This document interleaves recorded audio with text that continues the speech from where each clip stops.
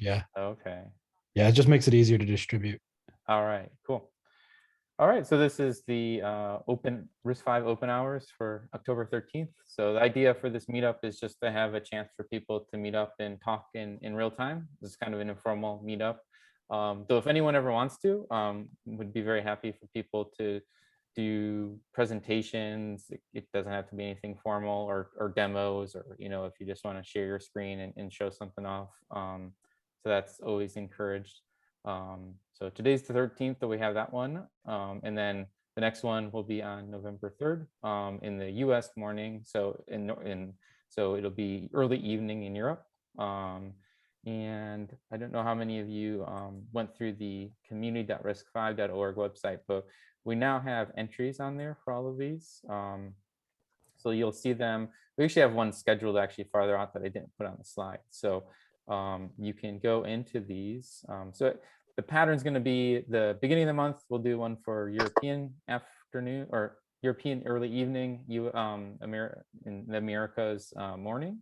And then the middle of the month, we'll do America's evening, and then Asia morning.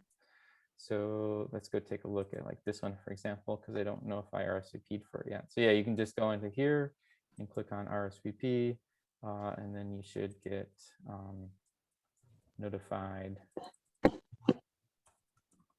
when you'll get an email then about it.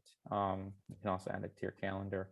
So Megan from RISC-V International, she already put in there for all of these basically at that recurring interval. So I think everything's in there all the way through January. So hopefully get kind of a good rhythm going. And then a couple of things I wanted to point out was we still have the RISC-V International Developer Board program. So kind of the target here is to get boards out to developers working on open source projects. And there's a Google form that you can fill out. So, if you have questions about it, feel free to like email me or bring it up here on the call. Let's take a look at what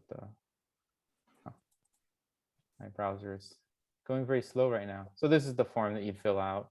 Kind of the goal here is to identify what sort of hardware needs you have, and then talk a little bit about what you want to be doing with the board, such as like, you work on a certain upstream open source project and you want to get it working on RISC-V, so that sort of thing.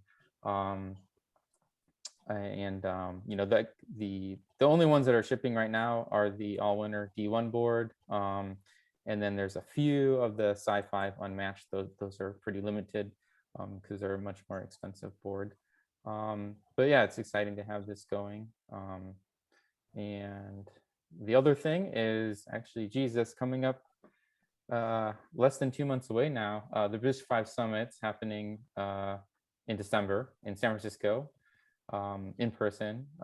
So if you're in the area and want to attend, there's information how to register. I think I'm going to try and go. Is anyone else going to try and go to the RISC-V Summit in December? Yeah, I'm going. Okay, cool. Awesome. Well, it'd be good to meet you in person. It's still kind of like an odd time to be having conferences, but yeah.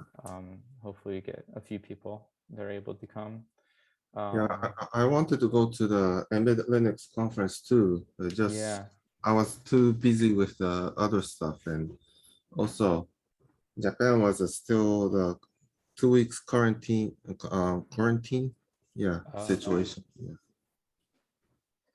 Yeah. So yeah, and to be honest, with the Embedded Linux conference, there was about 500 people there, but it was a lot of different Linux Foundation events, including Open Source Summit and a bunch of other things. So I would say for ELC, there was probably less than 50 people there that were on the embedded side of things. So I think actually the virtual experience was pretty good because you had the majority of people were virtual for that one. But I think for the RISC-V Summit, it's part of this other event called DAC, which is the Design Automation Conference. And I think they're expecting maybe 500 people for the RISC-V Summit. Stefano, you might know better, but it should feel, I think, like a normal conference, hopefully. So yeah, I think that's the numbers they're expecting now. Cool. And let's see. So I don't know. I mean, some of the names I know on here, some people I haven't met yet, but if you're kind of new to RISC-V International, the thing I like to point out is that individuals, you can join free of cost. So if you're not a member right now, or you don't work for a company or organization that's a member of RISC-V International, you can just go and click on this form and fill it out. So if you're an individual, I think it's somewhere down here. Yeah, as an individual, you can sign up to be an individual member, and that's free of cost. Or if you're part of a nonprofit organization, you can nonprofits and like universities are able to register free of cost. So like, for example, I'm part of the Beagle.org Foundation, so we're a member as a nonprofit. So it's a good way to be able to get involved if you're not part of a commercial organization. And then one of the things that Stefano and the other people at RISC-V International put a lot of work into is this technical wiki,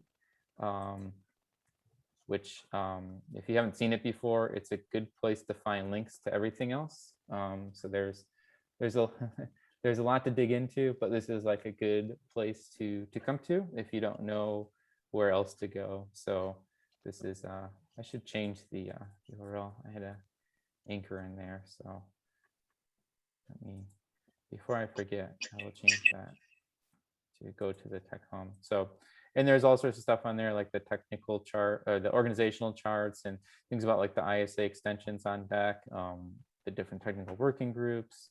And we actually have like a lot of exciting stuff happening right now, because there's a lot of extensions that are under public review right now that Stefano sent out emails a few weeks ago. And all of those should, I don't know, it's like something like 13 extensions that are under public review, which would end on October 31st, so end of this month. So it'll be an exciting end of the year, beginning of 2022, with hopefully a bunch of new extensions ratified. And then I don't know how many of you, probably many of you are on the mailing list, but if you aren't yet, I would say that like the majority of communication about like RISC-V certifications in the different working groups happens over email. So there's this list.riscv.org. So it's a good thing to get on. Now the archives are all public if you aren't a member, but I would recommend if you're interested, like, you know, you've joined the open hours here, so you're probably interested. I would fill out that form to become a member, individual member, and then you can subscribe to the email list, participate in the email list. So it's a good thing to do if you're interested. It's a good way to follow things that you're specific, like technical working groups that you're interested in, because most of them meet at a regular interval, so you can find out when the meetings are and those sorts of things. And then the other thing that's important is the technical meetings calendar. So I'm always looking at this to see what's on there. I usually try and attend like the platform meeting, about also like the CMO meeting, the dev boards one. So depending on what you're interested in, there's usually like a meeting for it that happens like either bi-weekly or monthly. So, and also for software, there is a overall software, they call it horizontal committee. So the overall software committee meeting is, I think, just once a month. So that's coming up on October 28th. So that's a good one to attend if you want to kind of get an overview of what all the different working groups are that are related to software. So that's a good one to attend if you don't know what else to get into specifically. And one thing to note is, like, we used to have another calendar and it was called Tech Groups Calendar, and that's old. So don't use that one anymore. You want to make sure the one you're looking at is Technical Meetings Calendar. That's just a screenshot of it. So I don't know if, I mean, the point of this is to hopefully be kind of like an informal conversation. So if anyone had anything they wanted to say, or I can talk about a couple of the working groups or that I find interesting. But I don't know, did anyone have anything they wanted to bring up? Yeah, it's. I saw the news about the new board. Which one? Yeah, $399 from Alibaba. Oh, okay. Let me post it on the chat. The THead? I think it's THead, yes. Mhm. Yeah, Hey. it's THead. Yeah, Right, yeah, that's the one, I think similar to one that they did the Android demo on, right? Uh-huh. Back, like back in January, they had Mhm.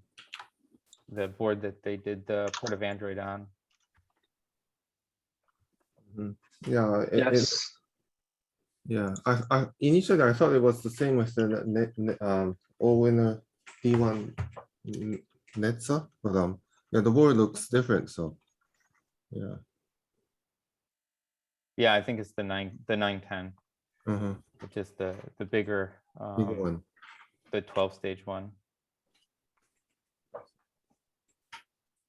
Mhm. I'm not sure if the information I got is correct or up to date, but what I know, I guess this board called ICE. So it's a Yeah, dual core yeah. 910 C910 development board, which is not too much. The total number is not too much, and but they will have a new one. So I'm not really wanted to working on this board. I'm rather to waiting for a new one, and the one they running Android maybe is core. It maybe it's a core development board. So I'm not sure it's the dual core can running Android or Chrome. I'm not sure if. So, Wei Wu, do you have any new news for that? Like your Chrome or VA can running on this development board? Yeah, so I have not received this board yet. But for I talked with a few engineers from the THead. So they are running the Android 10, which includes the V8 and the OpenJDK.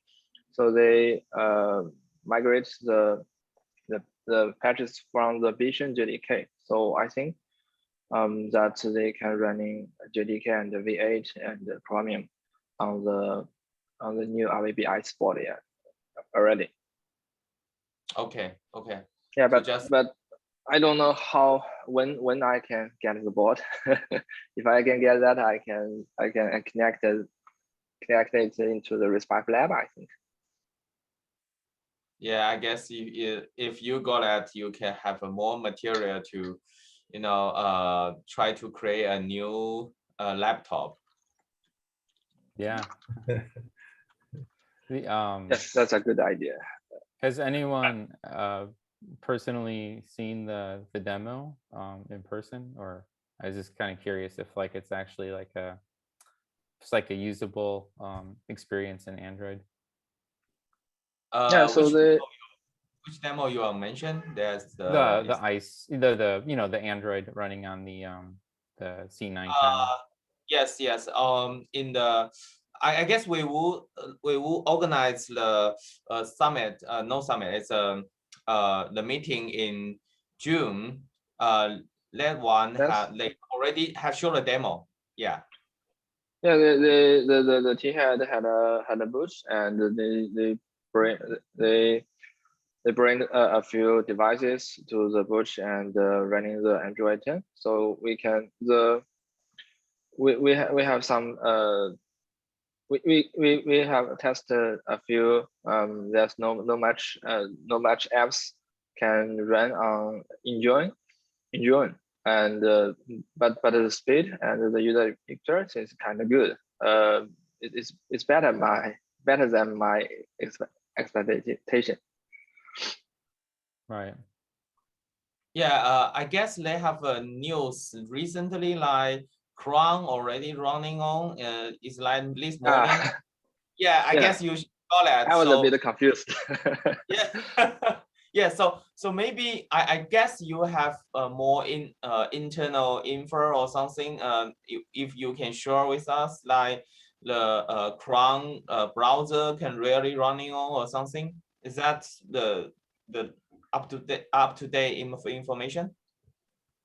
Yeah, so I was a bit confused about the news because from if I in my memory that the Android has successfully running on the THead since February, and the engineers from the THead said the recent news is about they can running a Chrome browser in the Android on RISC-V very free fluently all that with a good speed. So they have ported the own version of V8 and added some optimizations on their own boards. So hopefully they can start to upstream to the V8 for RISC-V port. But I have no fixed date yet.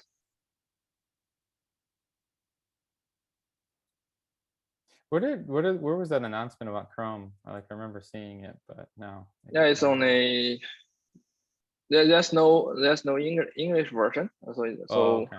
yeah, it's kind of a ceremony in China with the one of the many meetings in China, and with that event, and the news media published the news about the THead.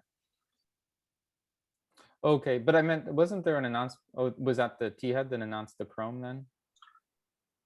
Yeah. Chrome? So Also, there was a post on the mailing list about somebody working from SUSE porting Chrome. yeah. So you mean the Chrome browser on the Linux distribution? Yeah. Yes. Yeah, I yes. posted. Oh, you posted it. Okay. Yeah. So the guy and this from the SUSE has ported has built the Chromium successfully, and the other Linux distribution guys had rebuilt it and repatched it. So currently we can the Chromium 19.4 can run on RISC-V platform, but I'm not sure that's the same work with the THead, because on the Android the Chromium browser made different with the desktop version. Ah, here it is. This was it. Yeah, that's me. Okay. yes. Okay. This Yeah. this was recently, right? This was like 2 weeks ago. Okay. Yeah. And I think that we had reached the first milestone. The Firefox and the Chromium the both can be run on the RISC-V laptop matched now. Okay.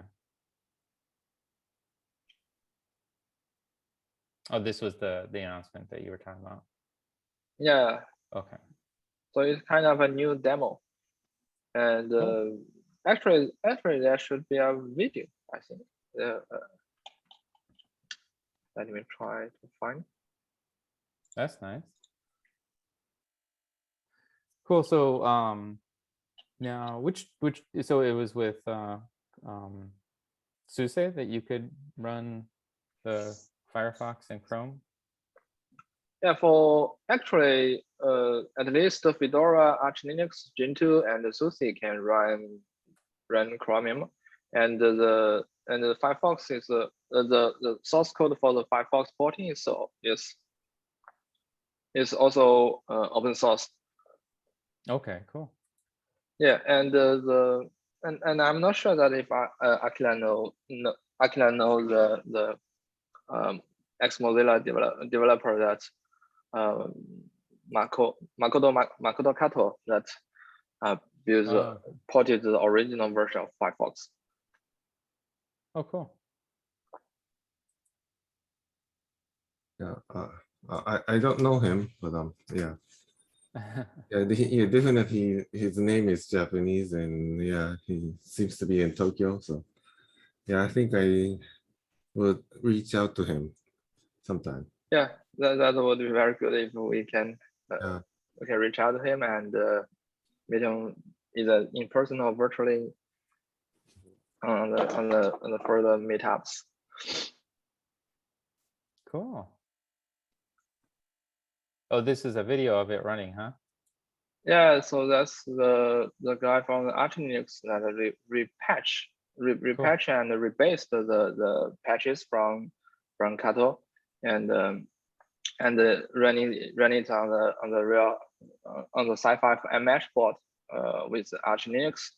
So it can open a popular website and can play video.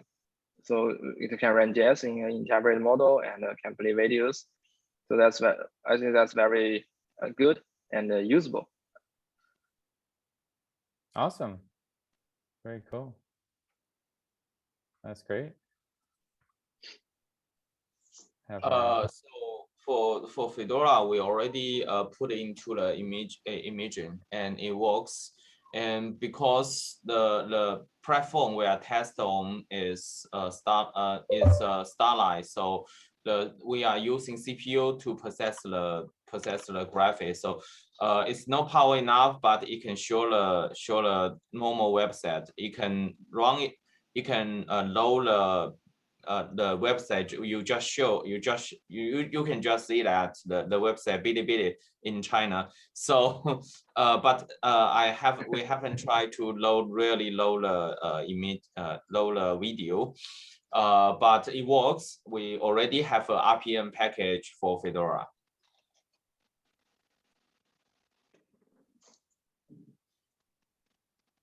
Cool. Nice. And I also I think it's a different topic, but I think it's almost KVM support patch is merged to a mainline kernel. Yeah, I had that on here. Let me jump ahead. Actually, Stefano, do you have maybe this is the link. If people are curious, like there's a master list of all the specifications that are under review. I don't have anyways, that's something people might want to look at. But let me jump ahead to the Linux kernel. Yes, so yeah, I think that's probably like one of the exciting ones is I think version 20 is the most recent one, right? And then there was discussion on there about it was going to be pulled into about how to pull it in. But it looked like it's gone well. I know there were some people that were testing it out, but it's looked promising from what I've seen. Like the KVM maintainer Apollo is, yeah. So it looks like KVM is finally happening now that it's in the public review. Yeah.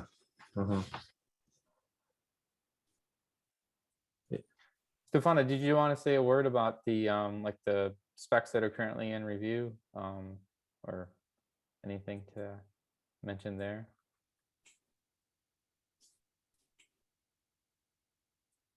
Let me see if I can find. Sorry, I have to yeah. have to turn off the mute button if you actually want to be heard. No problem. Yeah, so let me grab the link. There's not much to say. There's a whole bunch of them in public review. Let's see. It's probably on that list link that I was on earlier. Is it main or all mem? I just grabbed it. There's Yeah, something it's the ISA dev mailing Okay. list is the one that actually has it, but let me go ahead and just share the link Oh, directly. here we go. Oh, you got it. Yeah. Then you have a nice document where it links to everything, don't you? I do. Yeah. Let me Yeah. pop them into the chat. Yeah, we're sort of learning as we go here. So because Kirsta wanted to do the review for each of these specs separately, which kind of makes sense. I mean, you think there's like, I think 10 privilege specifications going to review. So that would be a bit much if you just sent out one announcement and one email thread to discuss it. So we sent out separate ones. but I just dropped into chat the link to all the specifications that are Okay. currently being reviewed. And so if you just wanted to sort of walk down each PDF one at a time, you could just follow that link. Great. I remember too, it was in the notes from Plumbers. Oh, nice. 'Cause Yeah. it was like everyone was like wanting to know all this RISC-V stuff. So I put all of it in the notes. But let me go. Here it is. Here's your specs for review. Yep.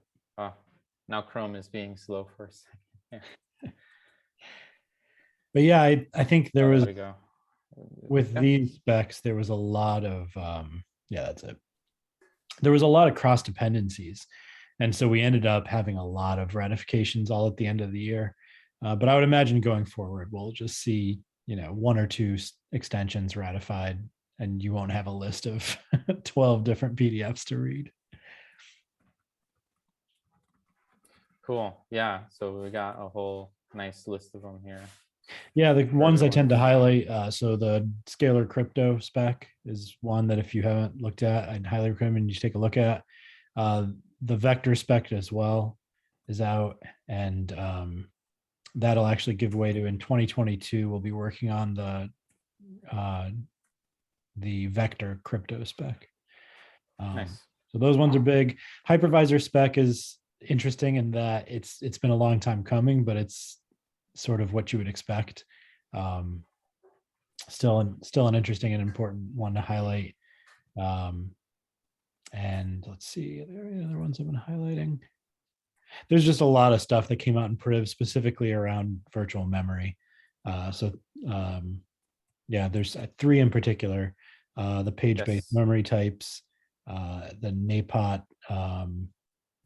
Which I NAPOT had to look up originally because I was like, what is that? So it's the naturally aligned powers of 2, right? Yeah, NAPOT is naturally aligned powers of 2. Yes. Which my understanding is it saves like encoding space for the PMPs, or Correct. is that right? Or something Yeah, like that? yeah, that's one Okay. effect. Yep. And let's see. So the NAPOT pages, and then the fast TLB invalidation. Okay. Those are the big ones. And then SV57 is the virtual memory spec for folks who kind of want to dig into. So that's just a bigger can address more virtual memory then? Correct. 57 Correct. bits for addressing? Okay. Yeah. Which I know in the kernel, like Alex, forget, I'm not sure how to say the last name, GHITI, he had done a lot of work with like maybe it was 57, but like getting the virtual addressing bigger in Linux. Right.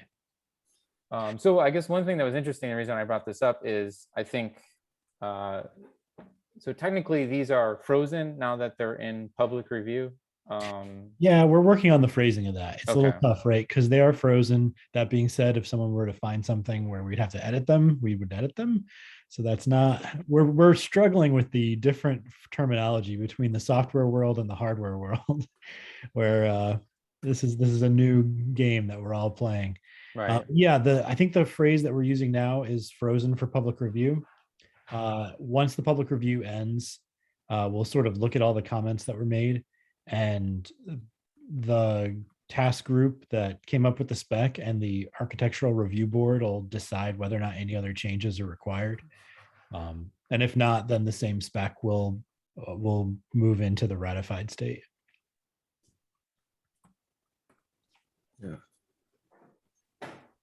Yeah. So would ratification happen this year, or how quickly? Yeah, would it essentially what'll happen is I'm working on some waivers now for these specs. We set kind of a high bar for ratification on purpose so that we would have a goal that we knew we wanted to meet. But a lot of those things are just not feasible for this year. Right. Like Valgrind's my favorite example, because Valgrind support for the RISC-V architecture doesn't exist. So expecting them to work on Valgrind would be silly. Right. So we're working on those waivers now, and I'll get those cleaned up. But yeah, we're thinking hopefully in November, the technical steering committee will review the specs and sort of put their stamps of approval on them, and then pass those along to the board. The board of directors is technically the group that ratifies the spec, but they're not responsible for technical review. So I don't want to call it a rubber stamp, but it does give him an opportunity to ask questions. But the technical review is done by the TSC. So that's the real barrier to entry for ratification. And Right, yeah, so we're that's- hoping if that happens in November, then we're hoping the board meeting either in November or when the board meets in person at the summit, we'll have them sort of do a formal vote to ratify all these. Awesome. So it might be a big party at the summit. It will certainly be a party for the technical staff at RISC-V International. I think by party, we'll all just like take a couple days off. That'll be our party. Yeah. So I don't know. I've been following this thread, but I'm not. My impression I got was like, now's the time to do patches to mailing lists because basically, provided it doesn't change during the public review, then basically it's in a state where it can be merged then. So yeah, it seems like after the 45 days is really the spot at which open source projects should be like merging support, right? Correct. Yeah, and we are working with different open source communities, specifically the kernel. They're used to dealing with ARM and x86, and so it's a little different in that we're trying to do public review of a specification and they want to see it ratified before anything gets upstreamed, and we kind of need to upstream it to ratify it. So it's a balancing act that we'll have to play. And like I said earlier, this whole idea of generating specifications from a group of people working in the open is sort of a new game to play. And so we are trying to be flexible and work with the kernel and other open source communities. But yeah, absolutely, upstreaming is currently going on for GCC, LLVM. I know there's some KVM stuff out there that I just saw flash by the screen, so I'll have to look that up. That looks Yeah. cool. Yeah, so there was so there is there's a patch list out there. I was just wanted to point out to people is like kind of the clearinghouse for a lot of this is the software horizontal committee meeting. So that happened, I guess, 2 weeks ago. Actually, while ELC was happening. But well, we were all in Seattle for that. But the next one is coming up then on October 23rd. So that's a good time to, I'm sure there'll be an update on all these things. That's not the RISC-V calendar. We just had it up, technical calendar. So I think it's October 23rd is the next software committee. So that might be of interest to people. Yeah, so October 28th, yeah, actually. So that's the next software meeting. So because I know Philip and some others have been trying to like you were saying, get together some guidance on like how open source projects like Linux kernel should handle adding support for these extensions, like at what point in the process that should happen. So I think Philip will probably have good updates on that coming up. And it's just like a few days before the public review ends as well, right? So that'll probably be an interesting meeting. Then, yeah, for example, Scholar, Crypto, and half-width floating point. After it's rectified, ratification, yeah, sorry. But then, yeah, they could put, yeah, merge the patch to the GCC, yeah, Right. too, yeah. Yeah, yeah. So I think, yeah, I guess like Anoop had told me that, you know, he was gonna, once the public review happened, then he was gonna submit this new KVM series to Linux, and I think all the pieces are coming together for that. But yeah, like there's also like GCC and tool chains, right? So hopefully, like I'm hoping once we get to like January of next year, right, that like, well, it won't be such a mystery, right, that we'll have like ratified specs, and you know, all these things will have their upstream support will have landed. Yeah, we actually waived all the upstream requirements for ratification because we realized it was such a high bar, and and it was keeping a lot of folks from actually, they'd done all the work. They just need to upstream it, but they needed to ratify it first. So yeah, it's like I said, next year we're hoping this stuff will go much smoother. This is the first round of trials. I was actually mentioning to somebody recently when I was telling them that we're ratifying all these specs, and they'd mentioned that it was taking a while, and I said, well, I think the last time we ratified specifications, it was just because Kirsta decided it was ready and the board agreed. Right. So this is kind of nice to have a process now. Right. Like that's come up like with SPI, for example, right? Because SPI, I think, was a rather informal thing where it was just like some people on a call would be like, yeah, okay, I think it's good to go now. And now we're in the phase or the evolution or growth of RISC-V, where now even like SPI as well will follow this process going forward. Yeah, exactly. So I guess it'll be more predictable for people Yep. to identify. And like some of these, right, have been going on for years, like hypervisor, right? So I think it'll be very good, right? Like hopefully we won't have like a big blockbuster set of extensions all being ratified at the same time, right? In the future, I would imagine. That is my personal goal. Yes. Yeah. You don't want to send out 13 emails all at once again. No, it does fill my inbox up pretty quickly. Right. So yeah, and I think specifically for us that care about like more powerful processors that can run full operating systems like Linux, the CMO, the cache maintenance operations, and the PBMT are quite important. Well, I should say for people that actually there was a presentation at ELC from some of the Penguitronics developers that work on Bearbox, and they had a nice graphic of like they had pictures of a bunch of different dev boards, and they had a circle on one that said, these are the ones that have coherent interconnects and they're all quite expensive.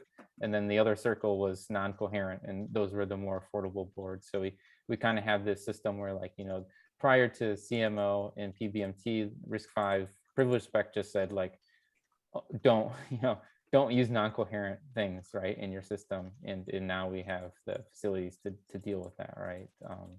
So I think these are two ones that will hopefully help cheaper systems to exist that also like comply with the standards, right? So that'll be good. If people aren't familiar with the acronym, it's cache management operations. So there's a set of there's an extension with a set of operations that can handle things like clearing and validating and flushing, things like an L2 cache, which is important for SoCs where they don't have fully coherent interconnects. Like the Sci5 test chips, they all have fully coherent interconnects, but they're quite expensive. So like the stuff that like Alibaba THead's been working on, they don't have that, but they have a couple different ways of dealing with that. But like the other ones, this is under a 45-day public review. Let's see. Where's the other one? PBMT. Why is it down here? This should be up with the other ones.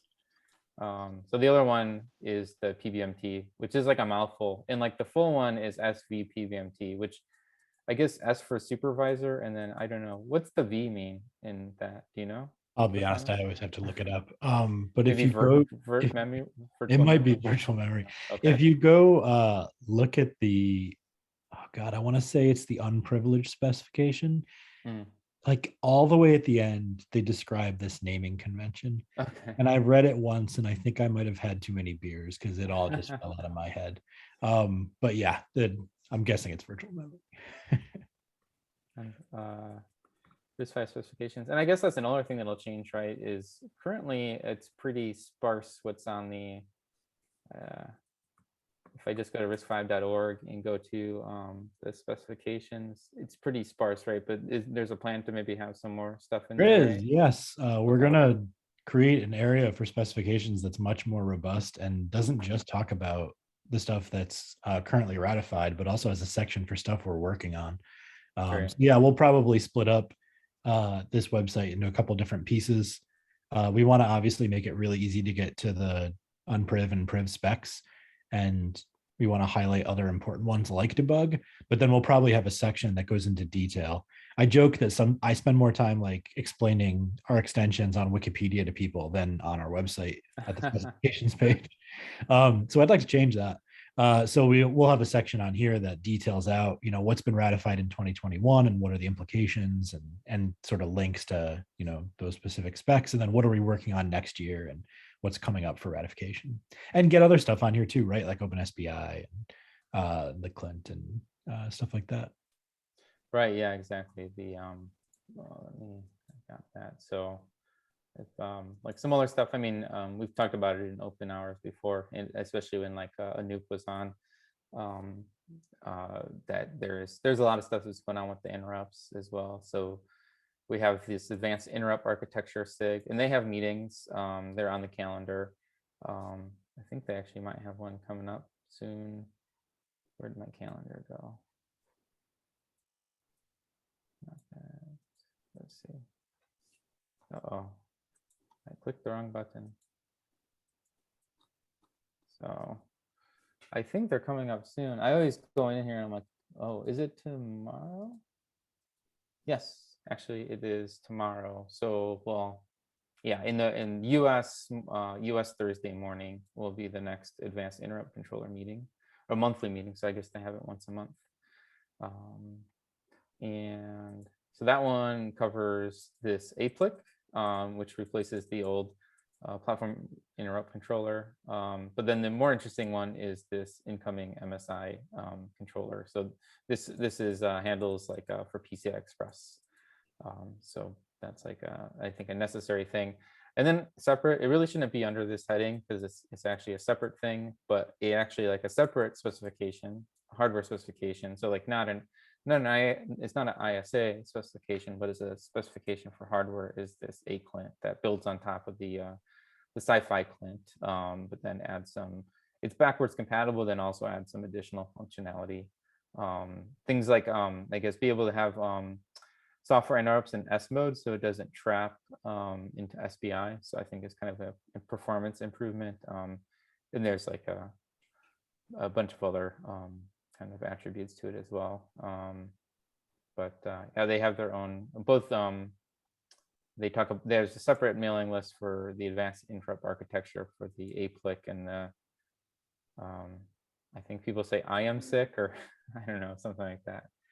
But the MSI controller, and then ACLINT they still talk about on the platform spec mailing list, which is kind of has the historical name of the Unix platform spec mailing list, though it's kind of expanded beyond that now.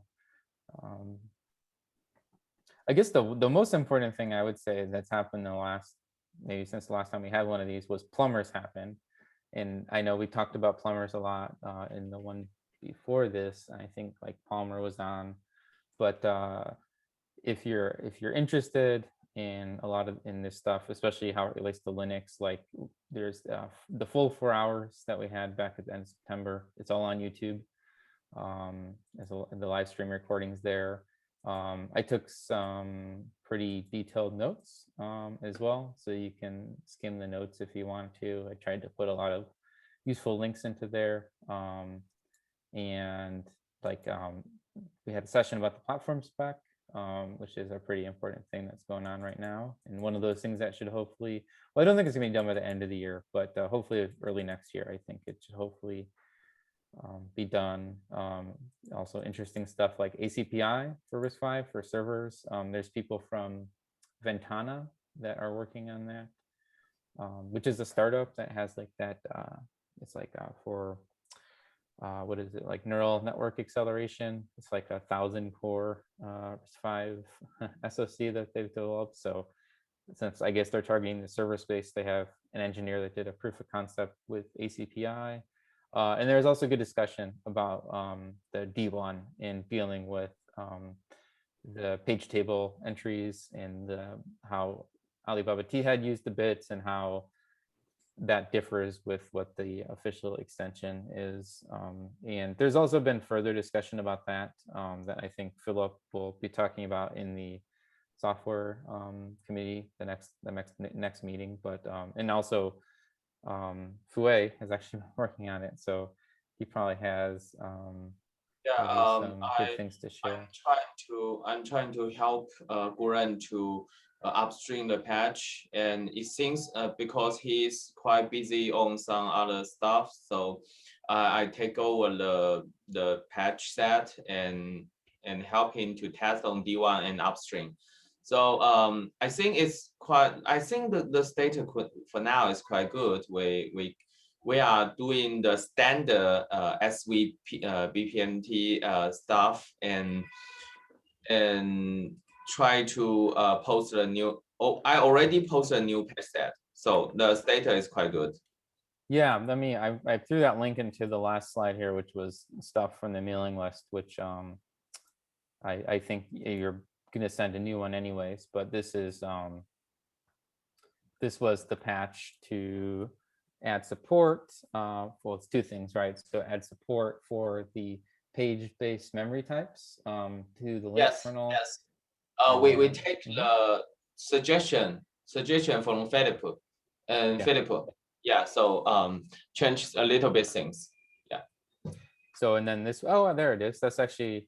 That's a really good thing for us to look at here. So this that's a good description of it, right? So we have the page table entries, and then what this extension is doing is using some of the bits in the middle there. I guess it's 2 bits, right? To have these 4 different memory types, right? So that's essentially what it boils down to.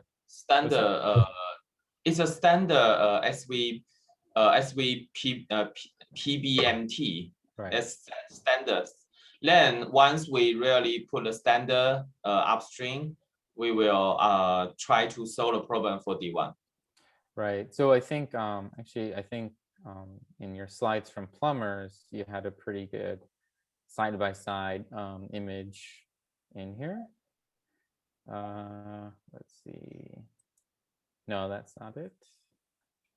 Yeah, I highly recommend people check out the video. It was pretty informative. But this is basically what the issue boils down to, right? Is the fact that 2 years ago, when THead designed their cores, they used reserved bits at the time to describe like memory type, and similar to what ARM does, right? So this is similar to what you have in ARM, right? So it's kind of trying to keep the same page table attributes that ARM has, the same semantics, right? And bring them into RISC-V.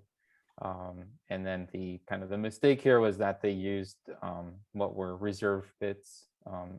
And then now we will have, with privileged 1.12, we will have the PBMT, which is using these 2 bits here. And then I guess the kind of issue, right, is that they're not quite the same. In fact, like they kind of have different, like I know one of the things Palmer was concerned about was they have different semantics. Like these are not necessarily like a 1-to-1 mapping here.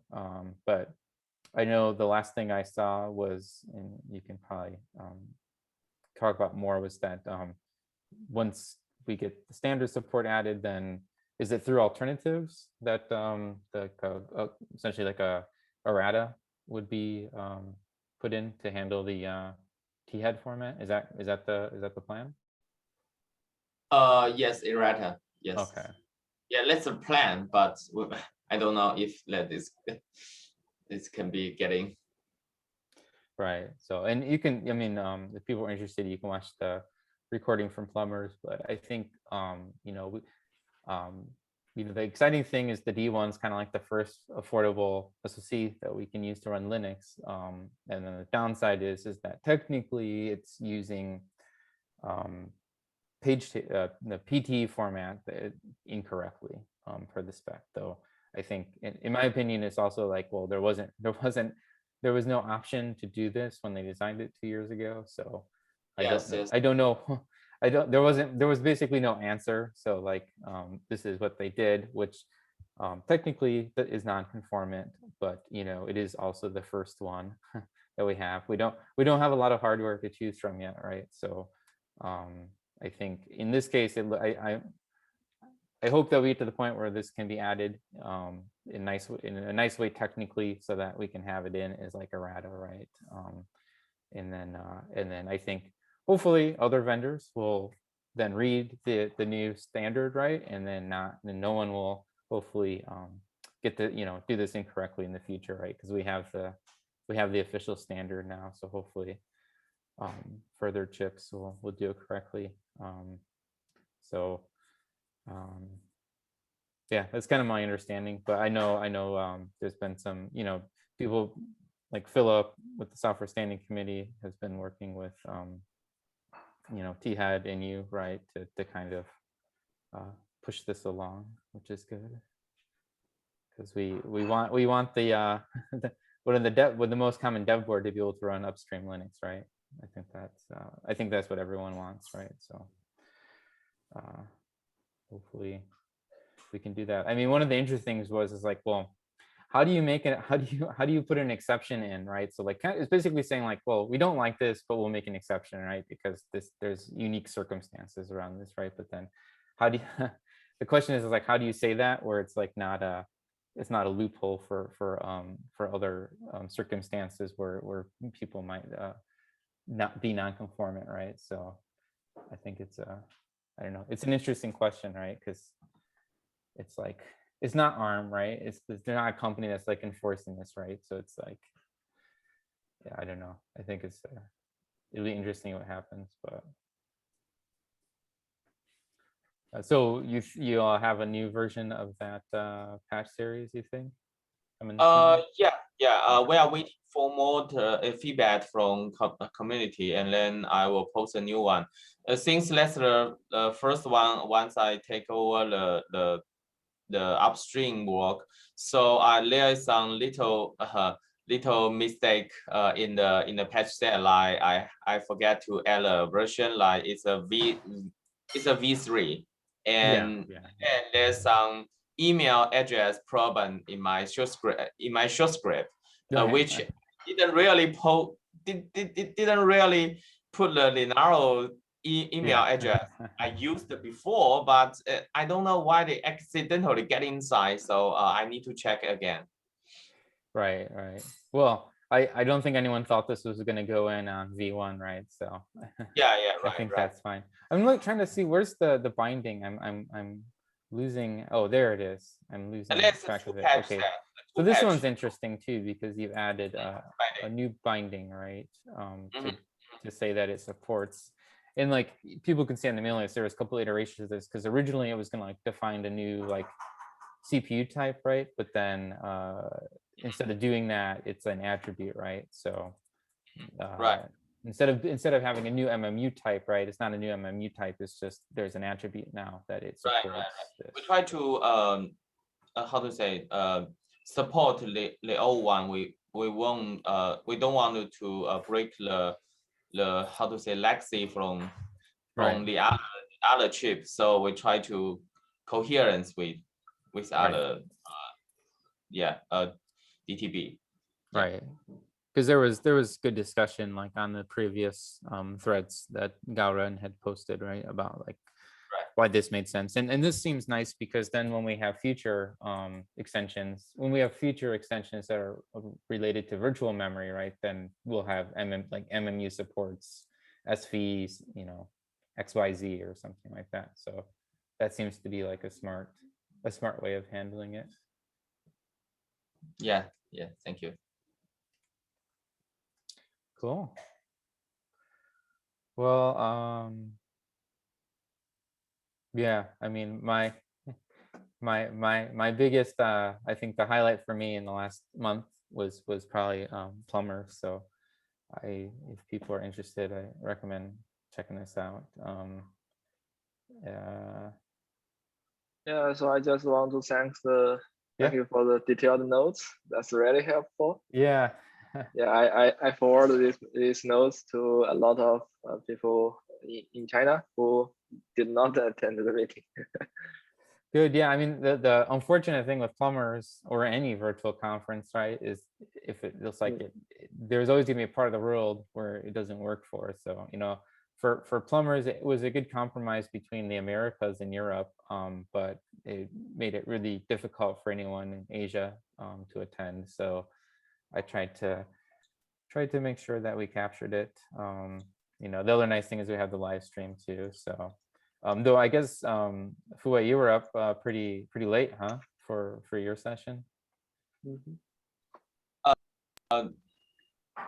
Which one? When you did your plumbers, it was probably very late at night for your session, right? That you did with Yes, yeah. it's midnight. Yes. Yeah. Nearly 1 or 2 a.m. When they ended. Right. It's like that's like I don't know. I feel bad because that seems to oftentimes be the case, right? For RISC-V meetings, they tend to happen quite late for you. For me, already a normal Taichung, a normal time for sleep. It's Yeah, I say 3. Yeah, it's 3 a.m. Before 3 a.m. sleep is normal, and sometimes 4 or 5. Yeah. yeah. I know. So I think that's 1 hour harder than Aquila. Aquila is 1 hour ahead of us. Yeah, Oh, yeah, But what's 4 weird is 4 p.m. there's a couple things on here Wait. that I've not managed to wake up for before. Like, but I think Wu, you're part of them. Like the dev partners meeting. Is that one of the ones that you participate in? Yes. Okay. And I think there's also another one about labs, right? Or like the labs call, right? Yeah. So the lab score is just talking about RISC-V lab and the CI testing issues. So the two different topics are merging, are currently Okay. merging into one meeting. Right. Yeah, that's I've not made it on there yet, but yeah, because you'd shown us some slides that kind of related to that, right? The previous session that you were on for open Yeah, hours. yeah. The link is the link is available, and I'm keeping updating the updates of progress every 2 weeks. We're let's see how to. Can you paste a link in? I can pull it up. Yeah, just wait a second. Because you'd shown the picture of like 75 unmatched boards. It was the most RISC-V boards I've ever seen. Yeah, so the number goes up.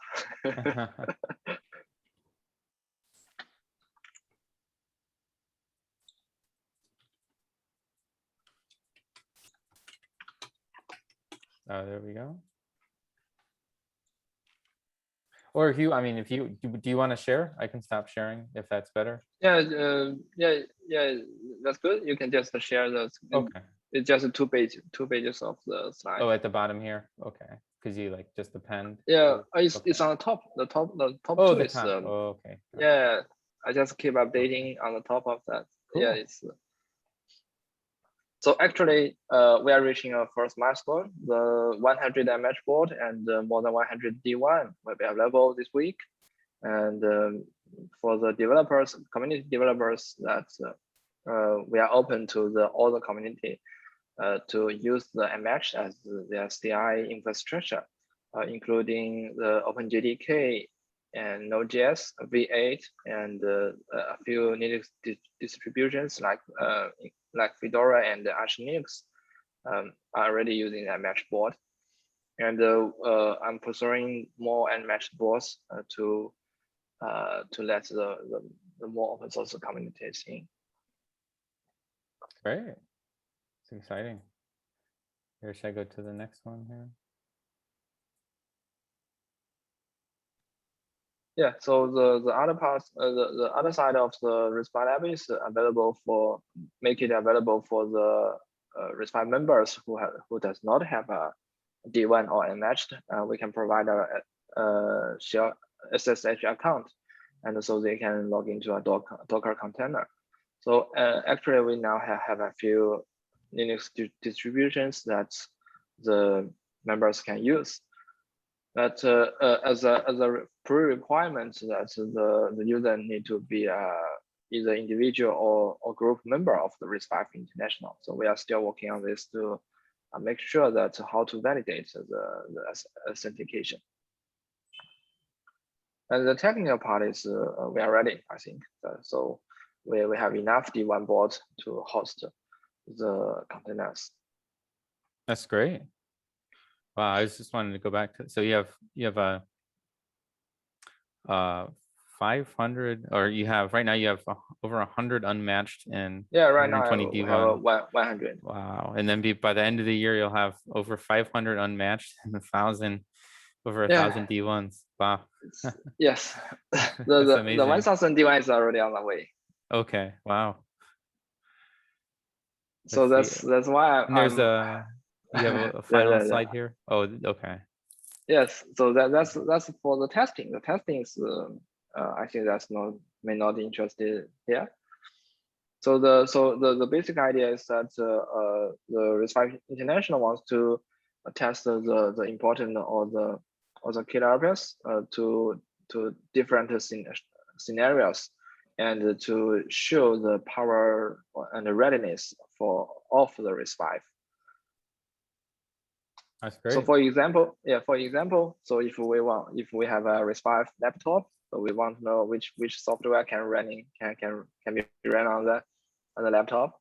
So definitely the Fedora system can run on the laptop, and on the Fedora that's currently we have Firefox, but the JavaScript is running relatively slow. So we have a performance tracking system to track the performance, and that's the boundary. So which is the software boundary or the for the RISC-V, that's the CI testing wants to make sure or guarantee. So we hopefully we will have a last kind of a dashboard or live reporting page shows that which software, which version supports which extensions or which or profiles of the RISC-V.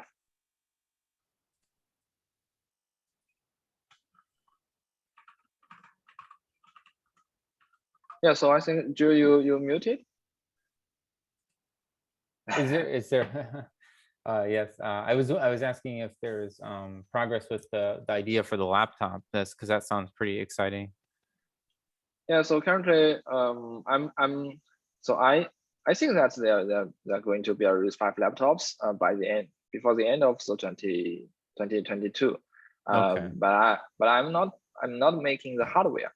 So I just believe as a software guy, I think that's the laptop hardware or the hardware will be ready. So but the software, I believe that there's a big gap. So me and my team are trying to fix to fill the gap.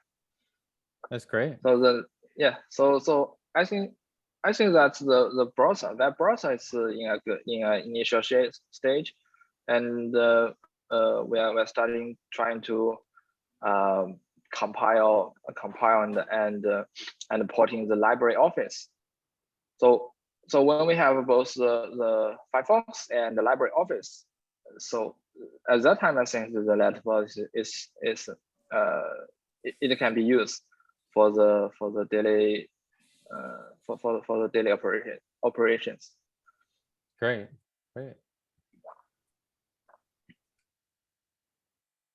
Are there any I guess other than like the C9, I mean, is there any new things that well, you have the open source chip, right? That's being worked on at the Academy of Sciences as well, right? Yeah, that's called Xiangshan. How do I can you paste the URL? I don't know if I have it bookmarked or not. Yeah, so I will try to find yeah, it hosts on the GitHub. Okay. So the Xiangshan released at the RISC-V World Conference in June, and at that time, since that time they are open sourced. After they open sourced the repo, there's no big news on this. Okay. Because it turned to a pure open source project. Oh no, that's still labs. Okay, because I remember pulling it up on GitHub. They had a pretty active GitHub account, I think, right? Yeah, so I pressed on the chat window. So Okay. yeah, Oh, there it basically is. that the performance the performance is very good. So it's very hopeful that there's some downstream or the other companies can integrate into the SoC and produce some interesting devices, including the laptop or the other, say, PC or other things. Yeah, that's Okay. yeah, that's a main repo. Cool. Oh, here. Okay, this is good. Here, picture of Yeah. it. So there's a mix of Chinese and English words for some of the words was originated from the Chinese river name.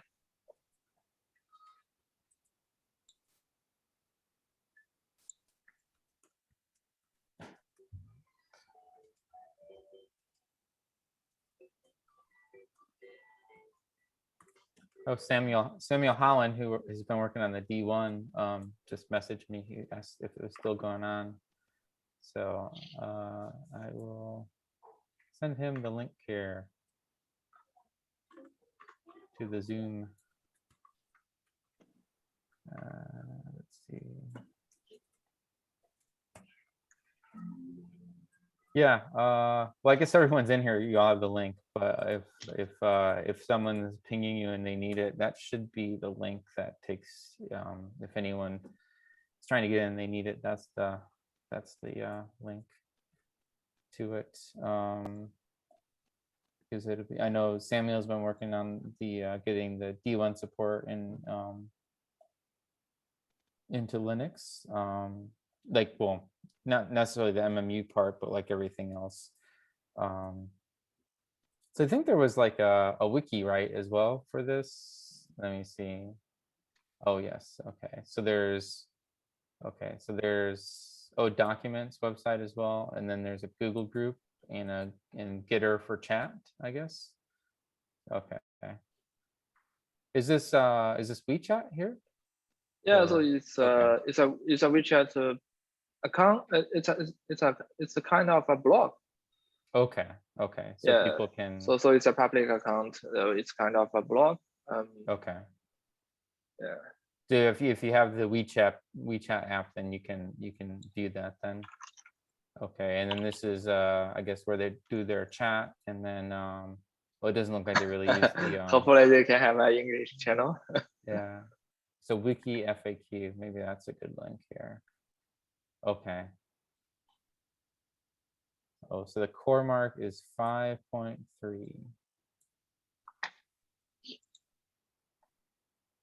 What's GitKey? I'm not sure if I've seen that before. Yeah, Git is just a copy of GitHub. GitHub Oh, okay. is very slow in mainland China due to the Great Firewall. Yeah. The Great Firewall that drops the TCP TCP packages randomly, so which makes the TCP very slow. Oh, that doesn't sound very nice. Yeah, so the Git, the repos hosted on the Git is you can treat it just exactly the same repo that's on the GitHub. Okay. The difference is that the only difference is that the speed is fast. It's Okay. faster than the GitHub. So without using any special networking, in general, GitHub from mainland China doesn't work very well then to do Git clones and things like that? Yeah, so it depends on the different city. So for the Beijing, it's definitely harder than other cities like Hangzhou or Shenzhen. Okay. So the firewall was deployed on the different boundaries. So it's not the outside boundary. Okay. That's interesting because when sharing things, I've always wondered like what the best place is to put things. So you're saying if Git will mirror it, and then so the same things are on GitHub are just available there. Yeah, we can always use the GitHub. So if some buddies or guys meet difficulties, that they're going to be some way to bypass. But the mirroring, it's not automatically mirrored, is it? Do you have to do it manually then? Make sure that it's on both Git and GitHub? Yeah, it depends for the repo Okay. or for the content in the repo. It can be automatically synced. Okay. There's a lot of scripts running, a lot of communities that synchronize it. Just like Okay. the mirror update side for the Debian or Fedora. So Okay. So if someone was doing a project and they wanted to make it easy for people in China to participate, then it would be good to put it on Git as well then? yeah, so at least from my side, we just put on the GitHub, and we will provide some, and then if needed, we will provide some mirror reports. Okay. Yeah, so basically always GitHub first. Okay. You know, I'm not too familiar with CoreMark, but I suppose is that something like a high performance SoC then, the 5.3 CoreMark?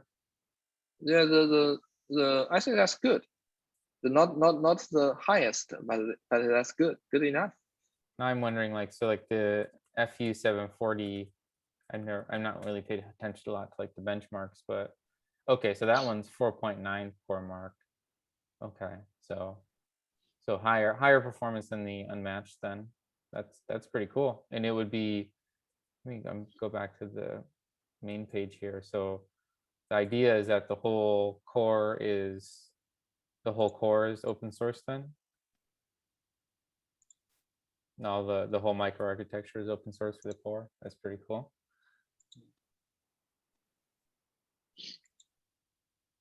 Do you know if like there's a plan for when they would make a test chip? Yeah, I'm trying to bring the developers into the meeting. So I have no. So I think that the first version had been taped out. Okay.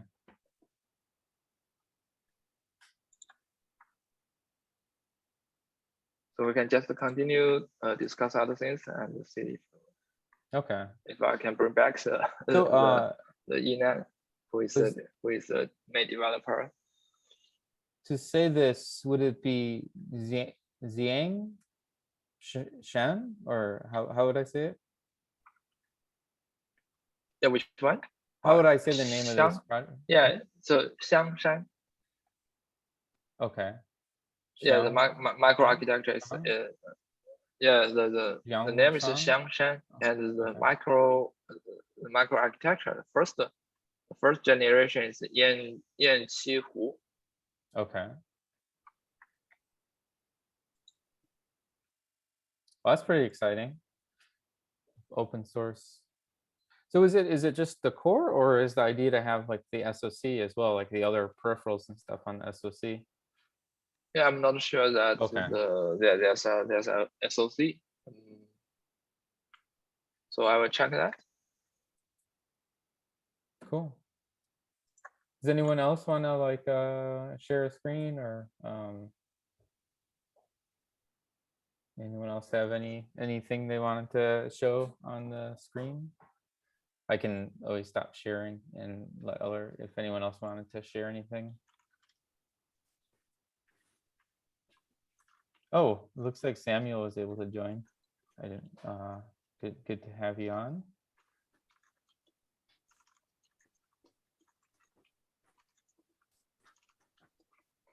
Akira, do you know what the current status is with like the improving the performance for like the string copy and the mem copy? Yeah.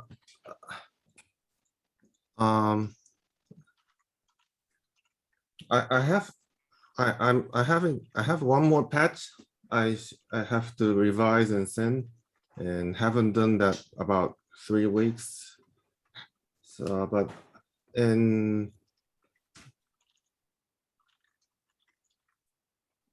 But that's only for my stuff. It's only from the copy function between the kernel space and user space.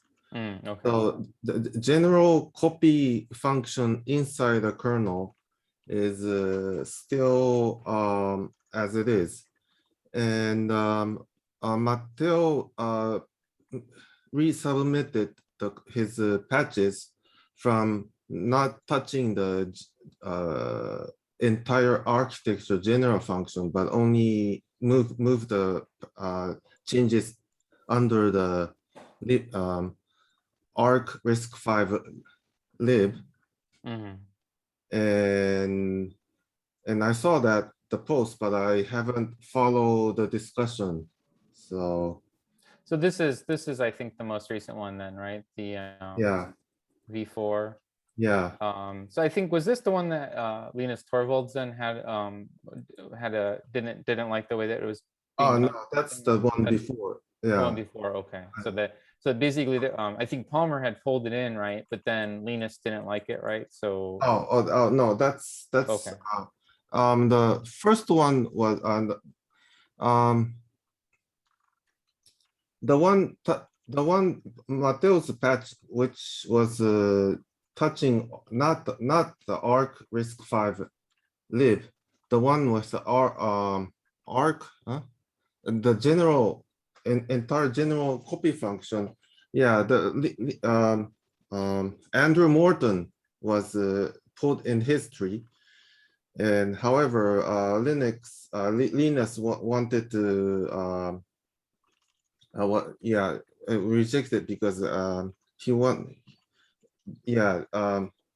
the copy function will the performance for the copy function, how to optimize it will be all different with each internal core design. So we'd like to have it in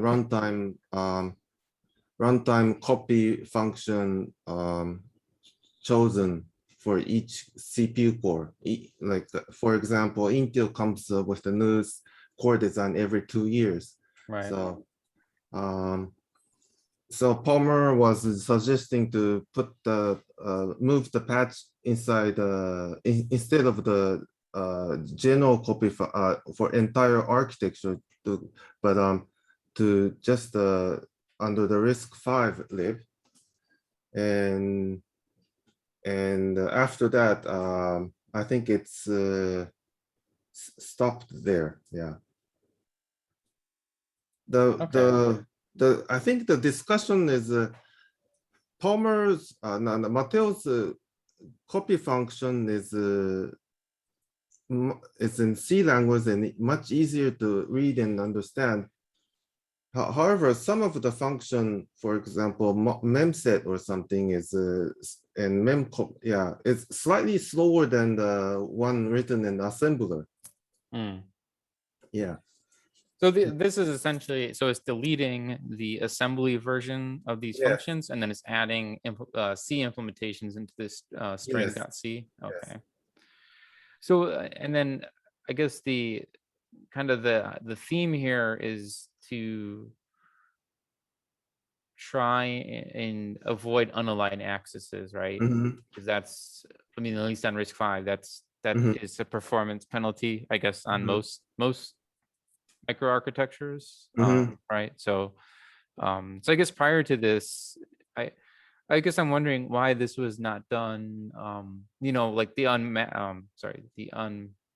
Unleashed has been around for what, 4 years, right? So was this not an issue on the Unleashed, but just on the newer boards, or just no one? No, it was a problem with the Unleashed and Unmatched, and or should have been the same. Yes, just nobody was really spotting the cause. Okay.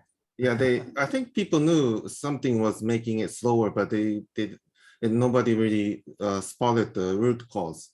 Which was the mem copy and mem move and memset. Yes. Okay. So and then, and on this, and so if looking at the code, and this engineer seems to be spotted and highly optimized the memset and mem move stuff. Yeah. And so, yeah. I'm kind of curious. So this is mem copy. Mhm. So this is so it's deleting the assembly, right? And then it's adding this in as a C function, right? Yes. Here. Most of the CPU architecture is not, have a penalty which is not aligned to certain boundaries. Only Intel is very good at unaligned memory access. So it's interesting that like one function can work well on all the different microarchitectures in this ISA, right? Because I mentioned there could be a pretty large variation, right? Yes. So I noticed here there's I had not seen this before. So there's I guess we have a K-config option for if it has efficient unlined access.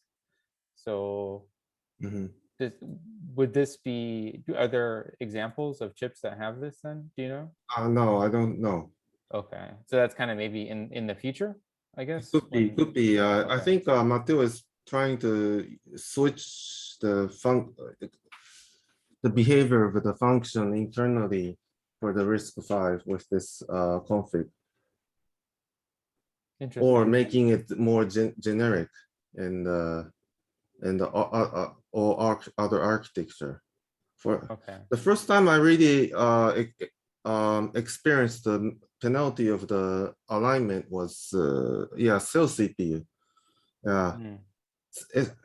It had a PowerPC compatible CPU and SIMD optimized CPU, and SIMD optimized CPU was really implemented, simplified for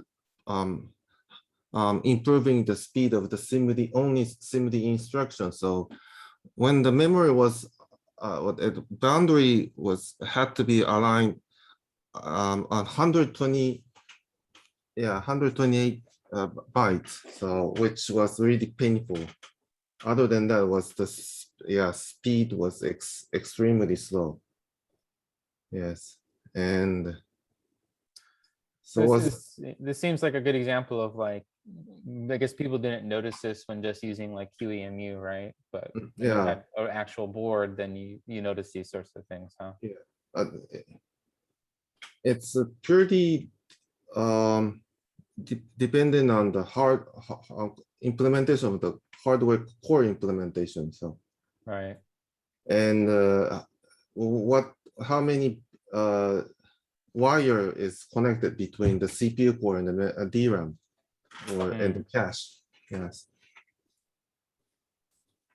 If it's a 64-bit CPU, then it's mostly 64 line connecting each.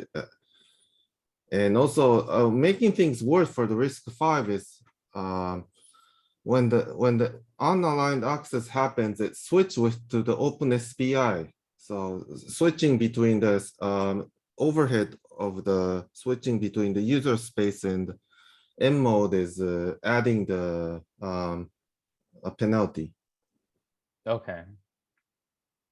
So this was M copy, and then the other one is mem move. Yeah, mem copy, M move, and mem set is pretty much the same. Yes. So mem move is just for certain scenarios. What? A mem copy. So the initially was from the network performance was not on good, and with the perf function, a perf profiling found out that the mem copy and the user copy from user space was the two main overhead. Okay. And when making the patches for the mem copy, the implementation of a mem copy is pretty much the same with the mem copy. And then making it easier to implement it for the mem move and mem set is use the mem copy inside the mem move and mem set. Yes. Okay. Yeah. All right, so the one case is to just call m copy, Yeah. and then in the other case, Yeah, it does it in this function. yeah. And then memset. Yeah. Is that clearing the memory or Yeah, memset? memset is yes, it's clearing the memory, but however, another another reason performance memset is important in Linux kernel is its memset is used for clearing the 4K entire page every time the kernel give the different page to the other process. Otherwise, other process could see the other process memory content. So, and Okay. 4K page is not the small size. So, Right. yeah, it's which is not which is yeah, clearing 4K page is not easy task for doing in the software. So sometime in the past, sometime I have mentioned to the hardware engineer, can't you put that feature in the DRAM controller? Right. Yeah, because yes, yeah. Interesting. Well, William Cohen pasted a link here in the chat about, I guess, to add to add support for RISC-V to perf annotate. So I guess this lets you see what's going on better. And have you used perf annotate before, Akira? Not yeah. Yeah, from yes, I was using perf, yes. But yes, that time when I was using it was the perf top wasn't working, so the perf with the adding option was working. So yeah, and then William told me how to use it. So Oh, cool. yeah. Great. I don't know if it's a separate, I think it's related that there was a talk about, I don't know how to find it now. It was in my slides from the RISC-V summit. So that maybe, but Atish, I think it was Atish, gave a talk about the PMU it was a virtual talk. Let me see if I can find the link here. I think it was one of the first few slides. Let's see.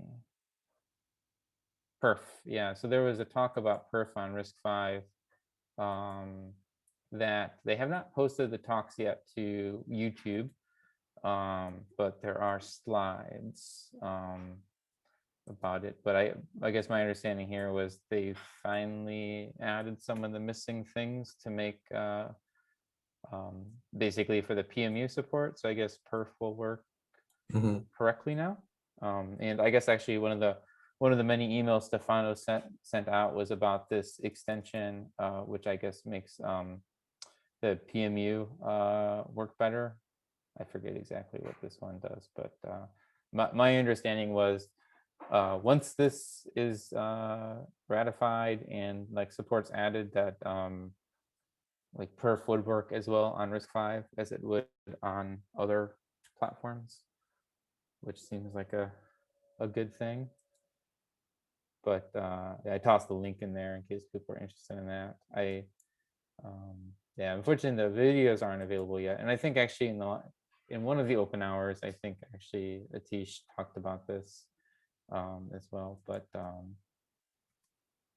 that the support's coming in. So I don't know exactly how this relates to the perf annotate, but I think part of this was the extension. Okay. Yeah. Yeah. So Okay. William, yeah. So William is saying that On the chat. he did perf record because perf record on task clock because RISC-V doesn't seem to support sampling on the PMU yet, which I think is maybe part of this work that's going on here. With the new extensions and then the support that's being added to SBI. So yeah, I guess good things are in store for tracing and in RISC-V. So I guess once all this stuff is ready, then people will probably find more places where the software is slow, and we'll have more performance patches. You brought up the clearing of memory pages being one of the slow operations, and I'm vaguely familiar with the CMO extension, and I wonder if there's like there's like a CMO cache block 0, if that's something that like is possible to hook up to doing page clearing or something like that. For the mem set? Well, Yeah. During the 4K page and using instead of memset, yes. Yeah, that might be much better way to do it. Let me see. I think I have a link to this proposal somewhere in here. CMO. Where did it go? Here it is.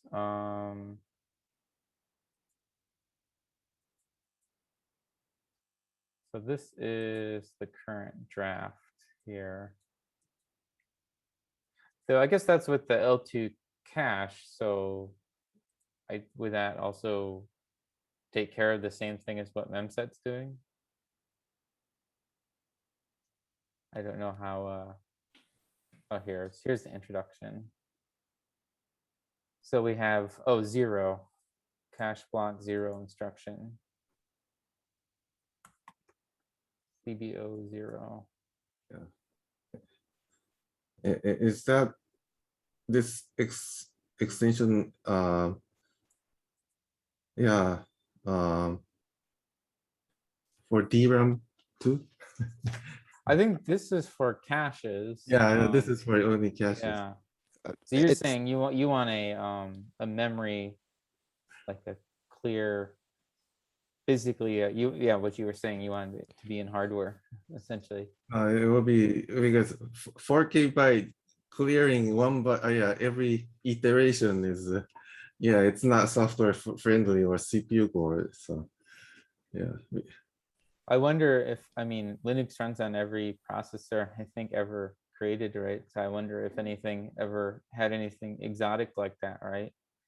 That would do that. Oh, here's the cache block 0. So, but yeah, I guess that takes care of the cache, but I don't. It sounds like it updates memory as well. Like it mentioned somewhere in there that it allocates cache lines, so as saying it marks the memory as being cached, so that when it gets flushed, it gets zeroed in main memory as well. Okay. But it might, maybe it doesn't like immediately zero main memory, it just zeroes the cache, and then whenever it gets flushed, then main memory is cleared. Oh, right. But I don't know. I'm just aware of this being a thing, but of course only on the CPUs that support that extension, which I don't know that there are any implementations yet. Right. Yeah, this is brand new. So I think the plan for this was to, one of the proposal I'd seen for the D1 was that for things like this, that we'd support would get added to Linux for this CMO, and then it would trap and emulate.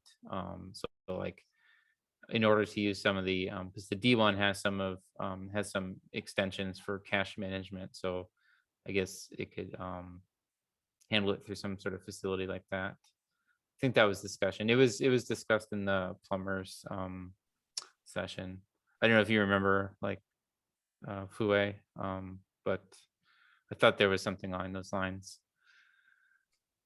Which one you are mentioning? Of the idea of, because I know that D1 has some cache maintenance, or it has some cache operations, right? Cache instructions that it can do. So I thought that the idea was to add support for a CMO once it's ready in Linux, and then have it trap and emulate them in SPI or something along those lines. Yeah, I have to double check this. I have Okay. to double check this. Yeah. Is there anything new going on with the D1, Samuel, that you've been doing? Mostly I've been working on U-boot, trying to get the Sunzai support sort of brought up to date with some of the driver model changes in U-boot. So because there's a lot of if def code in there that's going to be hard to port to RISC-V, where that sort of assumes ARM. So I'm trying to refactor some of that so we can add RISC-V support. Cool.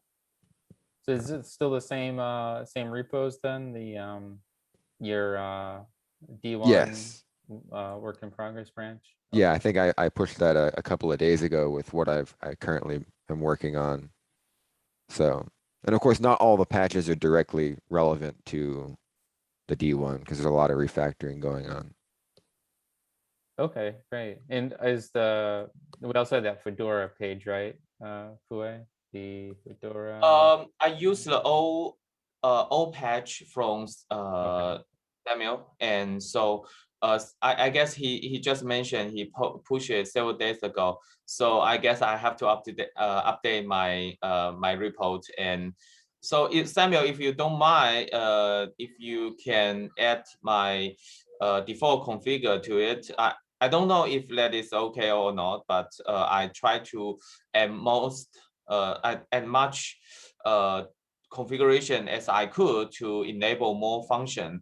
So that's the more complete configuration for enable to boot Linux kernel, to boot Linux and some other OS. So maybe you can have a look my patch for the default configure. Sure. Yeah, I think it's definitely good, at least for while we're working on development, to have sort of a fully featured build that lets us test, and Yeah, boot as that's many things as what possible. I'm trying. Yes. Yeah. So yeah, I'll pick that up.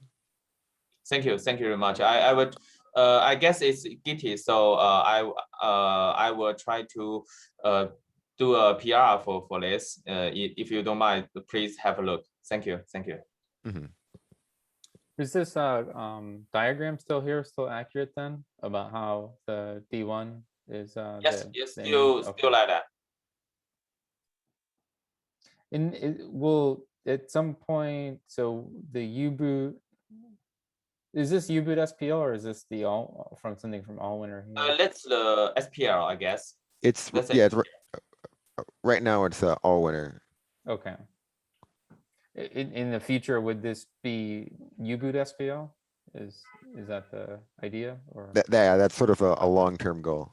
Okay. Yeah, right. It's too many modification from Allwinner. So I can see Samuel already do a lot of work to try to not to depend on the cross compiler from Allwinner or THead, but yeah, still a lot of work to do to port to standard U-boot. Yeah, but Samuel already did a lot.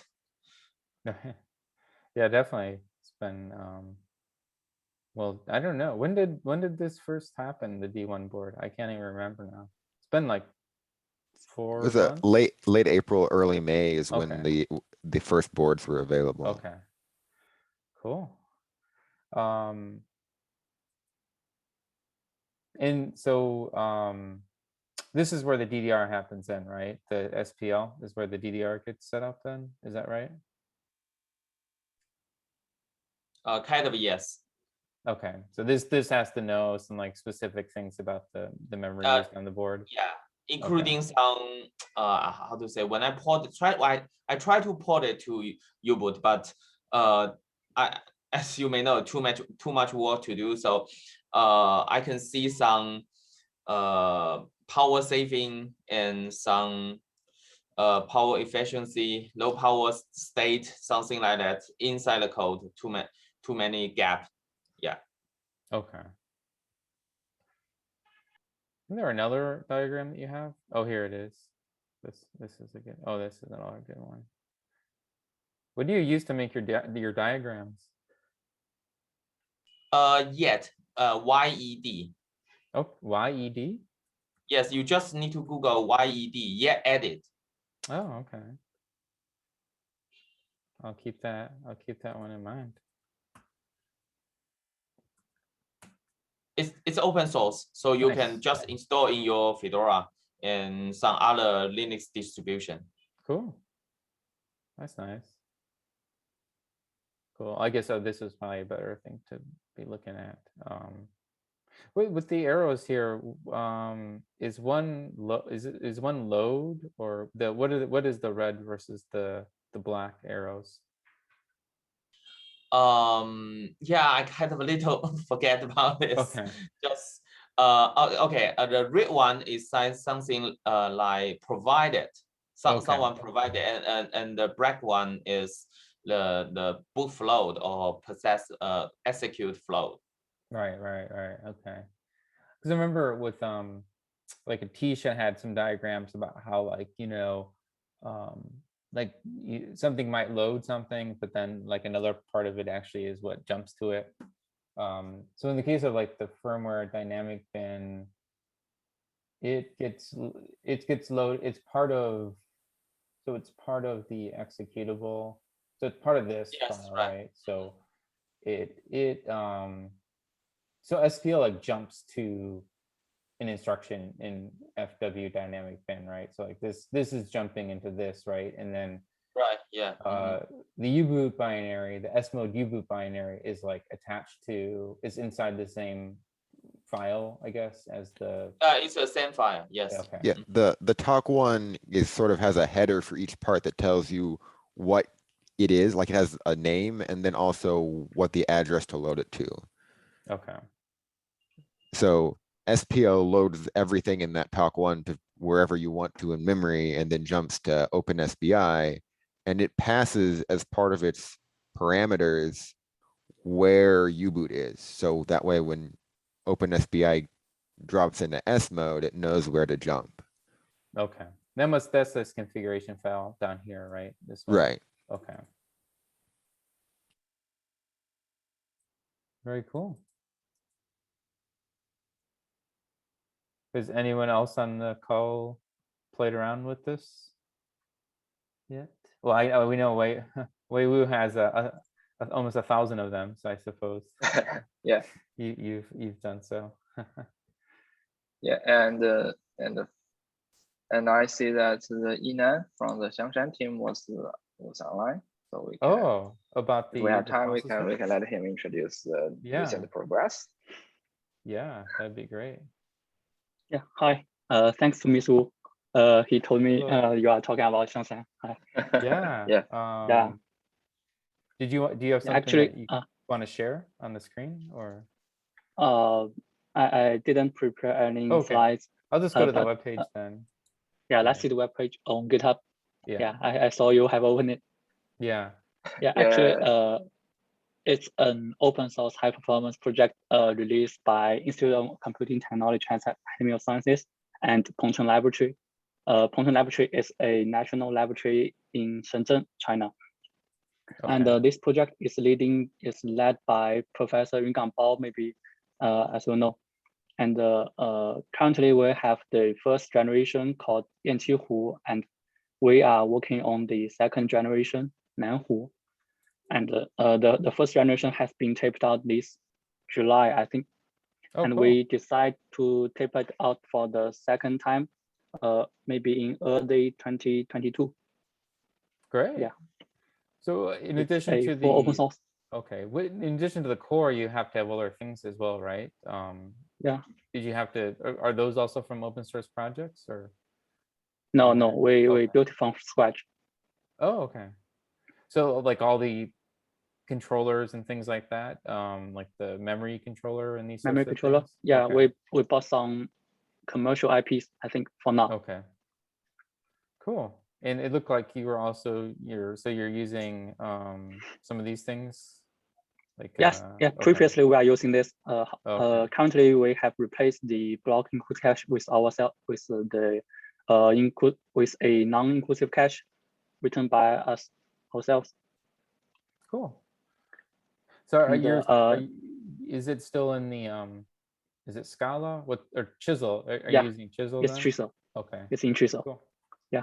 Hardfloat is also replaced by our floating point design. Okay. Actually, we only have diplomacy the diplomacy things in rocket ship. The others are all designed by us. Okay, great.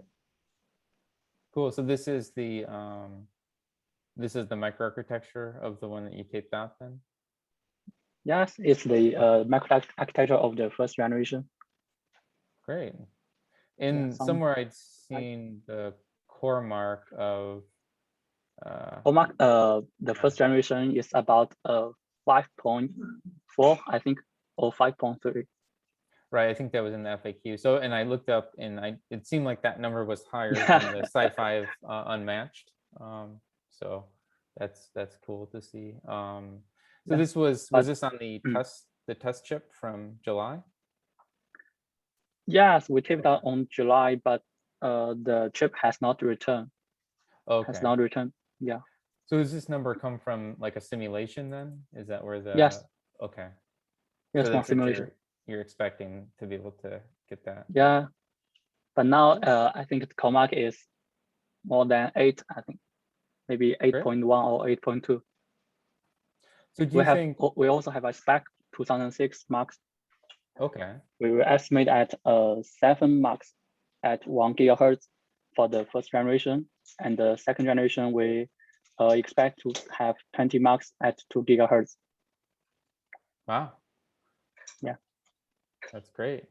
Is there a plan to eventually like have this mass produced then as something that people would be able to buy or? Yes, we expect to be mass produced by other companies, not by ourselves. Okay. So some companies are working on it. Okay. That's exciting. Because I mean, I think, well, RISC-V started off like the rocket, but like I think most of that stuff is, I think most of the Sci-5 cores are proprietary at this point now, right? So that's cool to see that there's open design. I mean, I suppose the other one that I see commonly is the ETH Zurich, the Ariane. But this looks, I think, more powerful than the Ariane, right? Yeah.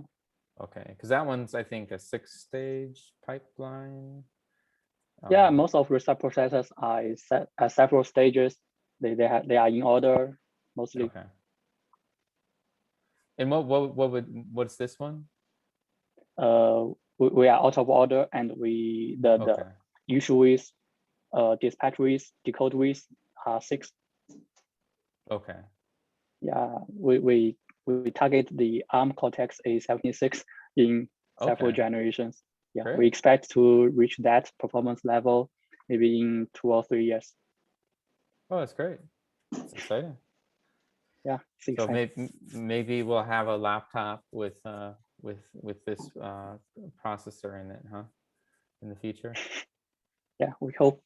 Okay. In the future we can give some real bots to Mr. Wu. Yeah. Maybe next year. Yeah, I'm waiting. That's great. That's very exciting. Like I think with RISC-V, the thing that I find really exciting is the open source implementations. That's great to see. Mm-hmm. Now, actually, we are in Fedora in Red Hat. We are consider how to put RISC-V become a secondary arch. So the only thing we are missing is server leveled development board. So I don't think it's a big problem once we have some chip going with PCIe, which is mass product. So the only problem is how we can get the people to build a server board can put into the U1 one use case. So if we have a chance to mass product a little bit like thousands of, maybe we can put some to Fedora lab and make sure we can have an official release for Fedora on RISC-V. Yeah, I think we will have a PCIe tape up in 2022. Yeah, next year. But it's not mass product, and we hope some companies can do the mass product for us. So if they can sell it. if you validate it, and then the commercial company can really use the open source code to produce the real product, right? So Yeah. thank you for contribution. Yeah. Yeah, we are all building the RISC-V community. That's great.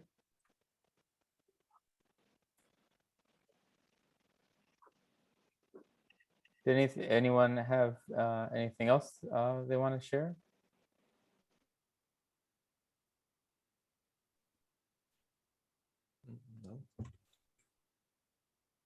And not from my side. Okay. So I think that's Yeah. I was able time to for lunch, and the lunch time have passed for Akila. Okay. Yeah, we've been In going. China, it's lunchtime. Yes. Okay. Yeah, but the Tokyo that the lunch time is over. Oh yes.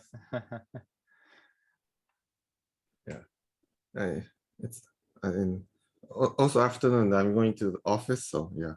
But it was good to know all the updates today. Somehow my English wasn't good today, but it's all right. Yeah, glad to see that today is good. Not good. Yeah, sometimes the English comes up very easily. Sometimes it doesn't. I don't know what's the difference, but I know that. Well, But I find that no matter what's the syntax or the semantic, the semantics can be transmitted or can be put to the audience, even if you just say pronounce the word correctly. let me, I guess, before we end, I will pull up the next one that is in this same time slot, which is going to be, I think, November 10th. Is that it? Yeah. So how would people okay with November 10th? Does that seem good? Yeah, I think. Okay. Good to Cool. me. Yes. Yes. All right. Cool. Well, all right. I mean, I think we had a good 2 hours here. So I'm excited about the open source chip, and I guess maybe the next time we meet, you'll have almost 1,000 boards in your lab. So that'll be exciting. Well, we'll have to have a video tour of your lab sometime. Cool. Well, yeah, I guess if there's nothing else, I can call it evening, and y'all can go to lunch. Yeah, thank you. thank you. Thank you. All right. Thank Good you. to see you Bye. all. All right. Yeah, Okay. bye. See you guys next time. Bye. Yep. Bye.